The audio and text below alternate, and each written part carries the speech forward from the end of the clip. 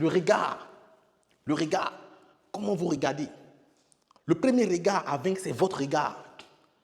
Il y a des gens qui ne peuvent pas s'arrêter devant le miroir comme ça. Ils commencent à faire des grimaces. Ils ne peuvent pas se regarder devant un miroir. Donc le premier regard à vaincre, c'est votre regard. Votre regard. Et sachez que ceux dont vous avez peur de fixer, eux-mêmes ont peur du regard des autres. Parce que la peur de parler en public, c'est la troisième peur. Après la peur de mourir, qui est la plus grande peur, il y a la peur de l'échec. Après la peur de l'échec, il y a la peur de prendre la parole en public. Donc les autres aussi, dont vous avez peur du regard, ont aussi peur de votre regard. Donc c'est un duel de qui aura le plus confiance en lui pour affronter le regard des autres. Ça, c'est très important. Donc les mots, vous devez choisir les mots qu'il faut afin de pouvoir passer le message qu'il faut. On a l'intonation. L'intonation, je ne dis pas intonation, il y a l'intonation. Il y a l'intonation. Et à ce niveau, je vais passer au tableau pour vous expliquer un élément important. Lorsque vous prenez la parole en public, il y a ce qu'on appelle le volume.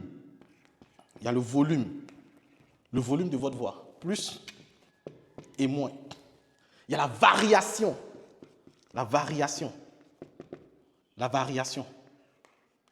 Les hauts, les bas. Les hauts, les bas. Donc, votre voix doit être quoi? Rythmée. Votre voix doit être rythmée. Et pour ça, moi, je vous recommande, pour ceux qui sont chrétiens, d'aller à l'église. Vous allez voir, on va dire « Amen ». Quand on répond « Amen », quand on dit « Alléluia », on répond « Ya ». Ça, c'est l'intonation. Ça, c'est l'intonation. Quand on dit « Jésus »,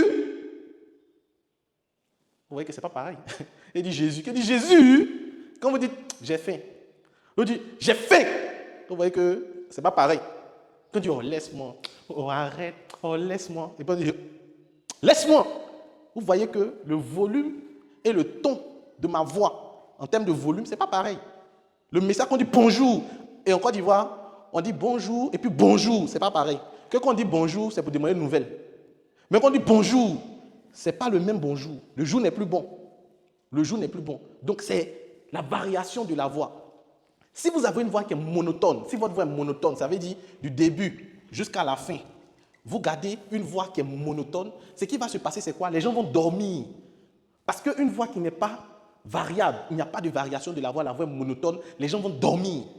Et quand les gens vont commencer à dormir, parce que la variation, elle est monotone, il n'y a aucune variation. Ça, c'est la courbe. Ça, c'est la courbe du cœur de quelqu'un qui ne vit plus. Donc, monotone, discours mort.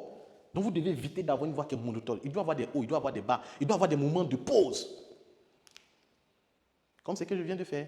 Ça permet de relancer le discours. Donc vous devez comprendre que dans la forme, il y a le langage verbal, il y a le langage non verbal. Il y a ce que vous dites avec les mots, il y a ce que votre corps dit. Votre corps parle, le body language. Si tu vois, quand tu parles, tu regardes le visage des gens, est-ce que les gens ont le visage serré? Ce qu'on appelle les micro-informations du visage. Donc vous devez prêter attention à tous ces éléments quand vous prenez la parole en public. C'est un art, d'où la notion d'art oratoire. Donc tu dois t'exercer, tu dois t'entraîner. Et comme exercice, commence à lire à haute voix. Prends ton livre, commence à lire à haute voix. Ça se vit dans ton cœur.